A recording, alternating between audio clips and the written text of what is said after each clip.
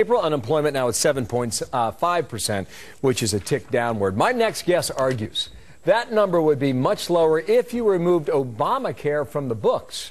Republican Senator John Barrasso from Wyoming with me in studio, and good morning to you. Thanks for having me. First reaction to that, what we just saw there, 7.5%. Well, it's an improvement, but it's not impressive. It's not what a robust recovery should look like, and I believe that the Obama health care law is hurting jobs, it's hurting care, and it's hurting paychecks because of the rules and the regulations that are part of it, making it harder to get people to work. Take one of the rules that you think affects this. Well, you'd like to see changed. For one is that anyone who is working full-time, which is defined as over 30 hours, has to get benefits if they, in terms of where they're working.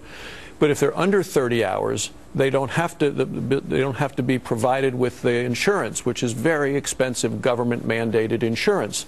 So what we're seeing is companies as well as cities saying, all of our part-time workers, we're going to keep you under 30 hours. We're going to be very careful about it, which is going to cut the amount of money people can take home. And what we're seeing in today's numbers, there are about 250,000 more people who are working part-time who want full-time work but are being held down. And I believe it's this 30-hour rule on the Obama health care law. So the effect of that is that your incomes don't rise. The incomes are actually going down. And the middle class stays stuck.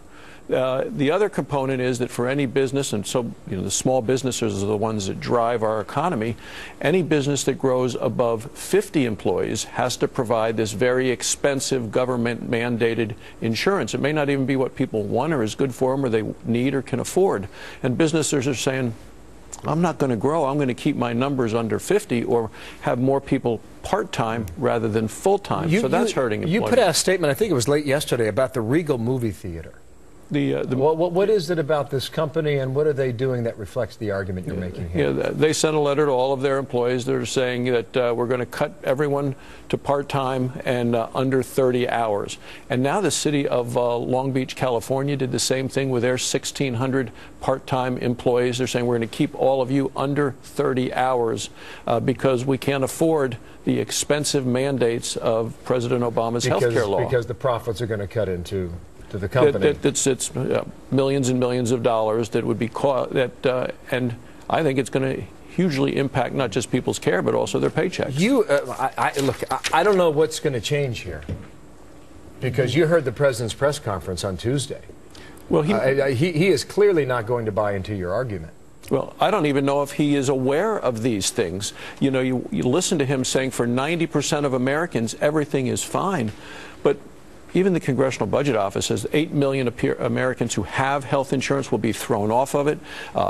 Health insurance costs are going up 25 to 30% across the country. The cost of care has gone up. And we hear of businesses, and it's not just me, the Federal Reserve, the last 2-month reports have said people are holding back on hiring, and it's because of the health care law. The Fed said that. The Fed said that in their beige book, which is the report from all the different regions of the country that report in. It was both in the March and the April Fed report. And did the Fed make a recommendation like you are today? How to get around They did not. It? They just report on what they're recording and what they're seeing, and then they report to the president and to others. But the president doesn't seem to want to act on this. In the meantime, one more point here. GDP is growing at 2.5%.